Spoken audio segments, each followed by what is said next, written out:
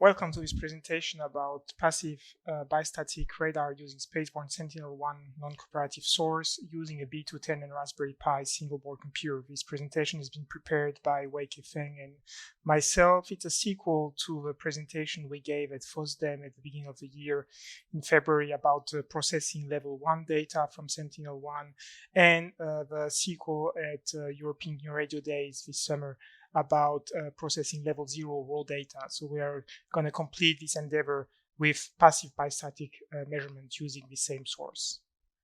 So let's start with a short reminder of what passive bistatic radar is about and why there is a challenge with selecting the source for such applications. So passive radar is based on the idea of using existing emitters, radio frequency emitters, and under the assumption that we are not aware of what this emitter is emitting, what kind of information it's sending, we need two channels for recording the information. We need a reference channel for recording this emitter signal and a surveillance channel that will detect any time delayed or Doppler shifted signal from this emitter. Now, this kind of passive bistatic radar is quite popular with university or amateur radar enthusiasts because it prevents from getting the authorization to emit large power over a wide bandwidth. Why does radar require high power at large bandwidth? First of all, because the received power decays as the fourth power of the distance between emitter and receiver in a monostatic approach. So because this emitter is transmitting towards target, which appears itself as a point-like source, we have a 1 over d squared multiplied by 1 over d squared, that's 1 over d to the fourth power. So we do need high power emission, and furthermore the range resolution, so the accuracy with which this distance can be estimated, is solely dependent on the inverse of the bandwidth. The range resolution is the velocity of light in the medium divided by twice the bandwidth, twice because it's a two-way trip, and the higher the bandwidth, the better the resolution. Furthermore, the beamwidth is defined by, which gives the azimuth resolution, will be determined by antenna size with respect to the wavelength. So the shorter the wavelength or the higher the frequency, the smaller the antenna, allowing for a narrow beamwidth and hence a high azimuth resolution. Nevertheless, most of applications will require extremely large antennas, and in order to achieve high azimuth resolution, synthetic aperture radar is based on the idea that we can move the receiving antennas along a path that will synthesize an equivalent aperture equal to the path length traveled by the antenna as we measure successively the reference signal and the target echoes. Now, this technique has been demonstrated using a wide range of sources. Actually, I discovered when preparing this presentation that even the sun has been used for passive bistatic radar, and this has been demonstrated using a wide range of software-defined radio receivers, E312, B210. These are the references demonstrating these applications. Actually, the lowest grade radio frequencies such as the Pluto SDR will not be usable because you do need two coherent channels with the same local oscillator clocking this A to D converter and the same local oscillator performing the frequency transposition from radio frequency band to baseband. So you do need a dual channel receiver. Now, many sources have been applied to passive bistatic radar: analog television, digital television, FM broadcast, GSM. Surprisingly, spaceborne radar has hardly been ever applied to this kind of endeavor, and this is the topic of this presentation. Sentinel-1 is a spaceborne radar. Actually, it's a couple of satellites launched by the European Space Agency, orbiting at an altitude of 693 kilometers. So we'll see that this matters when calculating the parameters. And the NORAD two-line element orbital parameter will tell us that the satellites are orbiting nearly 15 times per day. So that's 98 minutes per orbit, as most low Earth orbiting satellites exhibit. Sentinel1 emits a peak power of about 5 kilowatts, which explains why we selected this source for passive bistatic radar. It's a C-band radar, meaning that it's emitting in the 5 to 7 gigahertz band, which is nicely within the capability of the B210 front end, the AD9361, and with a bandwidth of 60 megahertz. That's going to be more of a challenge. This radar is emitting over all landmass in the so-called interferometric wide swath, which is exhibited over here. Interferometric wide means that we're going to have successively 3 swaths that are swept during the motion of a satellite along its orbit. And as the satellite is sweeping each one of its swaths, we're going to have bursts one after the other. So if we have a target located somewhere on the surface of the Earth, we will need to know on which swath we are being illuminated with, because radar parameters are evolving along this illumination scheme. In this example, the motion of the satellite along its orbit will provide the spatial diversity needed for azimuth compression. So the question is, now that we understand the basics of level 1 processing from the Fosdem presentation and the radio frequency parameters that are extracted from the telemetry in the level 0 data processing, can we use this information for passive bistatic radar measurements? Here are the the European Space Agency toolbox for processing the Sentinel-1 data, level 1. You see here interferometric wide 1 and interferometric wide swath 3, 1, 2, and 3. And these are the bursts. So assuming that our target is located with a green star, you see here that we expect to be illuminated with interferometric wide 1 parameters between bursts 2 and 3. And interferometric wide 3 parameters should not allow us to get a clear image, because this is not the illumination scheme over our location. So based on this knowledge, we decided to try to collect raw data from Sentinel-1. Initially, we started with a horn antenna. It's a rather fancy antenna. It's about $1,000. At the end of the day, you only need a helical antenna as described in Balani's book. With these design rules, the circumference is between 3/4 and 1/4 of the wavelength. And considering that the wavelength is 5.5 centimeter, that defines the circumference and hence the diameter. And additionally, we have the resistance at operating frequency, which gives you something about 100 ohm, which is not matched to 50 ohm, but will be working well enough. So this is about 4 centimeter long, a 15 millimeter diameter helical antenna over a hollow Teflon core cylinder. Now, the challenge in collecting these data from Sentinel-1 is that the satellite is emitting a 60 megahertz wide bandwidth, and our CF19 laptop only has USB 2 port, which will not allow us to collect such large data rates. So our interest is to try to use embedded single board computers, namely Raspberry Pi4, with its 2 USB 3 ports and its 8 GB RAM used as a RAM disk for fast data storage. Now, if you do a quick computation, the B210 is claimed to allow streaming 56 megasamples per second. And if we reduce the over-the-wire format to 8-bit per data, that means that by using 6 GB of the 8 GB RAM at 56 megasample per second IQ, we get a 57-second record.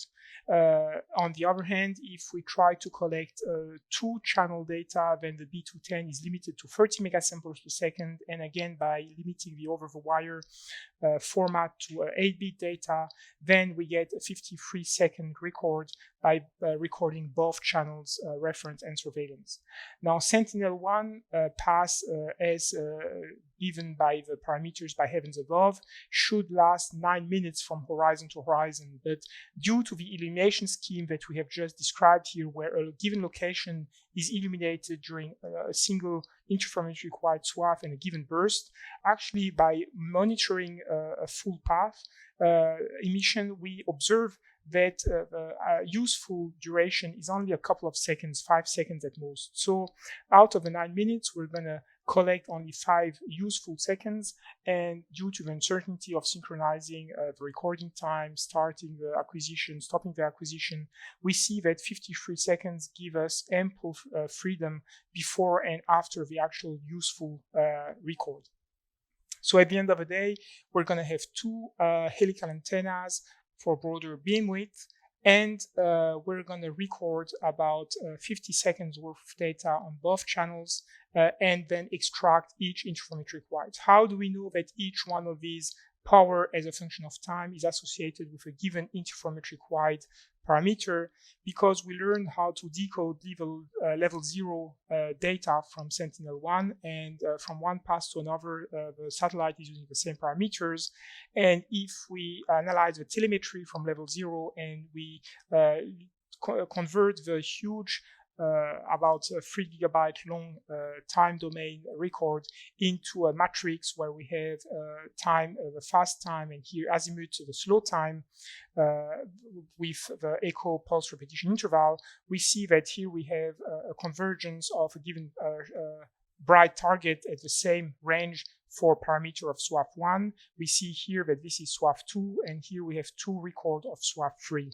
So by analyzing the pulse repetition interval, we can identify which data, which burst is associated with SWAP1, SWAP2, or SWAP3. The software is available on this GitHub repository. So based on this knowledge, we might consider that we want to maximize the bandwidth, and maximizing the bandwidth means increasing the sample rate by using a single channel. And here is an example of collecting 50 megasample per second for about a minute on a single channel. And because from the level 0 parameters and the telemetry, we know the pulse repetition interval, we can align the data. And here is a close-up on a strong target along the correct swath. So by knowing the orbit circumference, we know the traveled path by the satellite during the period, and this gives us the linear velocity. And what we actually realize is that over the 5 seconds that this record has lasted, the satellite has traveled 37 kilometers. So what you see here is that this strong target, instead of being at a given same range, is moving from index 20 to index about 25. And this means that azimuth compression, which is a Fourier transform along this direction, as we're going to see later, will not converge because all these data are not in the same range. So this means that you actually do need dual channel record to compensate for the satellite motion along its path during the recording. Now, unfortunately, there is no sample software from ATIS Research on using UHD for fast streaming from dual channel over the wire 8-bit to file. So we get inspiration from the RX multi-samples, and we slightly modify the software to the targeted objective. So this is just a quick illustration of what the software looks like running on the Raspberry Pi. We start by setting the parameters. All we did actually was double all parameters to go for channel 1 and channel 2. Frequency is 5.4 gigahertz. The data rate is 30 megahertz for both channels, of course, and the gain is the same for both channels at a gain of 70 dB. We set all the parameters for both channels 0 and 1. That's only copy pasting. And once we've done this, we need to configure both channels to stream continuously the data, and we will loop until we get all the data. Now, the novelty is writing data as 8-bit data. The default configuration of the software is 16-bit or float, which means twice or 4 times the same amount of file size, and that means shrinking the duration of the acquisition. So storing the data as unsigned 8-bit characters is mandatory for large data collection. So I'll let you go through the details of running this software. So finally, what we might be interested in is knowing with sub-minute accuracy when will be the acquisition. If we take one of the level 0 data set, whether the raw data set over the interferometric wide single lux complex data from the European Space Agency Copernicus website, we see that the naming convention is Sentinel1 interferometric wide, raw or single loop complex. And what we have here is the date 2021 May 19th, and this is the UTC hour, 17 hours 23 minutes 56 seconds until 17 hours 24 minutes 29 seconds. So we see here that the duration of the pass, the duration of the illumination of one of these data sets that illuminated our location as stored on the Copernicus website lasts about 30 seconds, from 23:56 to 24:29. So this 33-second duration is well within the duration of our record of, remember, 55 seconds. And even if we miss by a couple of seconds in the beginning or in the end, we will still collect the proper data. Finally, we might wonder where is actually the satellite located as it is illuminating a given location. This is our location in Besançon, east of France, next to the Swiss border. And because Sentinel-1 is illuminating right-handed at around 45 degrees, this means that actually, since Sentinel-1 is flying in an orbit of 700 kilometers high, it's about 700 kilometers to the west. And because France is about 800 kilometers wide, this means that the satellite is actually flying over the Atlantic Ocean here on the west of France, as it is illuminating Besançon at a 45-degree angle. So actually, this is the flight path plotted by the ground track generator that feeds the two-line element, and knowing the date at which the track has to be displayed, this will generate a shapefile that you can import in QGIS for projecting where the satellite is located. So with all this knowledge, we put on our balcony a reference channel. Here we put the helical antenna on the facing west on an ascending path. This is the horn antenna facing east. The idea was to have a maximum gain towards the echoes of the targets. And this means that because this is quite a narrow beam antenna, we will only see reflections on a rather narrow beam around 16 degrees. Here we have a raw time record. This is the reference channel and the surveillance channel. And you see here that out of the 33 seconds that were recorded, only about 5 seconds are actually useful. And of these 5 seconds, about 1 second interferometric wide free has been used to perform the processing. So you nicely see some features that are actually reminiscent of the topography. Here we have the Besançon city at the front, and on the background here we have some of the mountains, and these are nicely correlated with the topographic features. Actually, the trick is that the range here is not the range as if the satellite was flying at the level of the Earth, but the range needs to account for the angle of illumination, in this case around 45 degrees. We're going to see a bit more details, and if you want to see some scientific endeavor on this topic, you might want to have a look at this Romanian and German paper where they actually use Sentinel-1 to do this kind of bistatic measurements. Here you've got the Raspberry Pi4 collecting the data from the B210, and actually there is a 15-meter long cable between my balcony and the other side of the building. This is facing east, this is facing west, so I have to go all the way through my apartment, through the hall, and to the other side of the staircase. And doing this at 5.4 gigahertz, if you just take some cheap RG58 coaxial cable, that's not going to work. That's more than 30 dB loss for the 15-meter long cable. So make sure that you use some high quality like LMR 400 cable, which exhibit less than 6 dB loss at 5.4 gigahertz. You might actually wonder why we use the helical antenna as a reference and the horn as the surveillance. That was to maximize the gain on the target. And actually that was a poor selection because we want to maximize the beam width towards the target, and actually we want to maximize the signal quality of the reference channel that will define our correlation capability. And although this horn antenna is 16 degrees wide, if you do a quick calculation that the satellite is flying around 7.5 kilometers per second, and for a duration of 5 seconds. That means at a range of 980 kilometers, it will cover an angle of 2.2 degrees, which is much less than the beam width of these horn antennas. So actually facing the horn antenna towards the reference and the helical antenna towards the target would make more sense, and this is what we're going to do in the next presentations. Now, here's another example that was taken not from my balcony, but from a hill also in Besançon.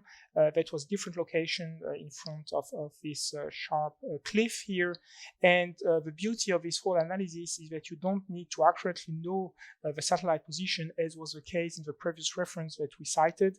In this particular case, all we need to know is the duration of the acquisition and the geometry at how quickly the satellite is moving along its orbit, and that's the only assumption that we're going to make. And again, you see here that this cliff on the front is nicely visible on this map of the targets, which is overlaid on an aerial imager from Google Earth. We see here some of the other features of the surrounding of Besançon. This is another cliff, and these are also hills that act as reflectors on the surroundings. So actually the topography will be the main factor defining the reflection capability of this environment. Now, you might wonder how we actually get these images, and what I wanted to show here is that in the range direction, getting the distance to the target is a correlation along the time domain, where we have the reference channel correlated with the surveillance channel, and the inverse of the bandwidth gives the range resolution. Now, how do we do along the azimuth compression, meaning how do we get the location along the path of the satellite? What I want to show here is that it's a simple matter of inverse Fourier transform. Actually, it's not completely obvious, and Weike did all the calculation. The model is actually a bit different, because usually when we do bistatic radar, we have actually a static emitter and a nearby moving receiver, or we have both emitter and receiver moving along a line.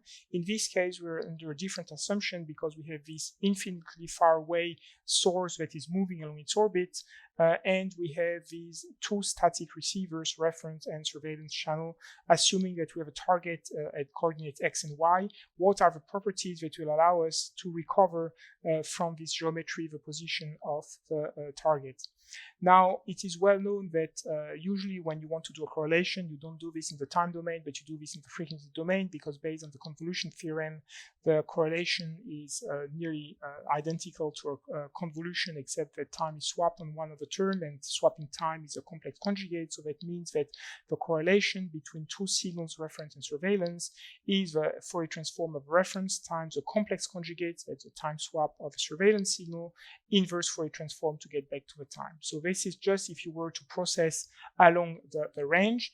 And if you want to also do azimuth compression, if you look at this excellent tutorial about synthetic aperture radar, you will figure out that because the signal looks like exponential of j2 pi, your wave vector times the direct information, in this case the range, then the Fourier transform of this expression is a Dirac at x and y. So if you can express your signal recorded by the radar is a product of two exponential, j2 pi k, the dual quantity, times x, the real quantity, then you can separate the azimuth and range, and you can recover the position of your target. So the question is, based on the data that we recorded, which is the satellite flying along its path with the time domain information of the range and the surveillance and reference channels, can we recover the position of a satellite? So what Weike teaches us is that we express the phase introduced by the surveillance channel bouncing on the target and getting back to the surveillance channel with respect to the phase introduced by the reference channel. So if we look at the satellite to receiver range R1, that's this guy over here, it's x squared plus y squared, which x satellite and y satellite is the position of the satellite. And you can do a Taylor series development by considering that because the range y is much bigger than x, if you actually do the calculation, the pulse repetition interval is about 1.6 kilohertz, and the satellite is moving at 7 kilometers per second. That means every new pulse is separated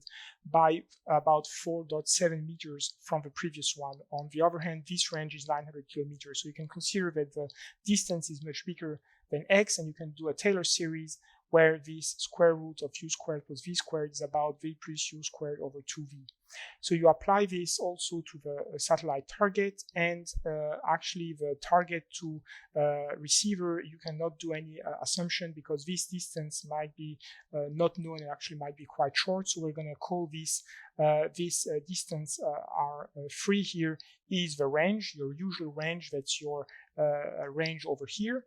And this other direction here, this azimuth direction, will be extracted by performing the phase calculation. So the phase can be either considered as 2 pi f tau, the tau of the time delay at frequency f, or 2 pi the range traveled by the wave divided by the wavelength. And if you do this calculation over here, I will let you go through the details of the calculation. You actually end up separating the two quantities. You get 2 pi f, something like R3, which is the range, and you get something about xs and x, which is independent on the range and which is only dependent on the azimuth, and which will give you the azimuth resolution. So actually, because we're able to separate range and azimuth through this Taylor series, it means that by taking a 2D Fourier transform, we can separate range and azimuth and get these 2D maps, such as this one. This one was collected over Paris. So here we're located at Mont Valérien, which is a nice lookout over the Paris area, of course located on the west side because the satellite is flying on the west, is illuminating towards the east, and we want to have reflections from the targets. We have here business district of La Défense, we have the Eiffel Tower here, and we have in front the Bois de Boulogne. And all these features are detected at a range of about 4 kilometers using our bistatic radar measurement. So this is overlaid over an aerial picture of Paris. And if we just remove the transparency, you see nicely here these long straight roads that are well known to crisscross Bois de Boulogne. Here you have the business district of La Défense. And initially, we were a bit disappointed not to see the Eiffel Tower because this is a huge mass of metal right in the center of Paris, and we expected to see this as a reflection. Nevertheless, we did have a reflection, actually a triangular-shaped reflection, a bit closer to the expected range. And by analyzing a bit closer, what happens is the Eiffel Tower is quite high, about 320 meters high, and this means that the incoming electromagnetic wave hits the top of the tower before it reaches the bottom. And actually your structure here is going to be elongated in this direction. So this means that what you see here is the top of a tower, not actually 320 meters, but this is dependent. Also, you can look at the geometry here. It's dependent on the tangent of the illumination angle. So that's going to be about 400 meters. And actually the top of the tower is indeed about 400 meters closer to the expected geometric location of this target. So this is the so-called layover effect, which is well documented in this publication by European Space Agency. So it's really nice to see this experimentally. So to conclude this presentation, we described a low-cost educational opportunity for passive bistatic radar measurement using a moving source. The hardware requires a B210, that's about $1,000, a Raspberry Pi4, and a couple of homemade helical antennas. We demonstrated how you can address real-life implementation of complex processing algorithm by demonstrating range in azimuth compression. And actually, you would get a bit further to show you how this plane between the satellite orbit and the receiver will be projected on the ground plane. That's a bit more involved. I am running out of time to describe this in detail, but actually at the end there is no degree of freedom over the rotation, and all scales are determined by the parameters. This is another demonstration of using the handheld instrument portable instrument in Clermont-Ferrand, located near the volcano center of France. All demonstration and software can be downloaded at GitHub on the Sentinel1 PBR repository. And perspective, in all these demonstrations, you see that we're looking for elevated location to see the illumination from above. This is actually lightweight enough to be carried by a UAV, so it would be nice to fly the UAV for a few seconds that the recording is going to last. The Raspberry Pi and this antenna will be lightweight enough to be carried. Furthermore, we might consider interferometric synthetic aperture radar by comparing successive passes under the assumption that the satellite is close enough from one orbit to another for the phase subtraction to make sense.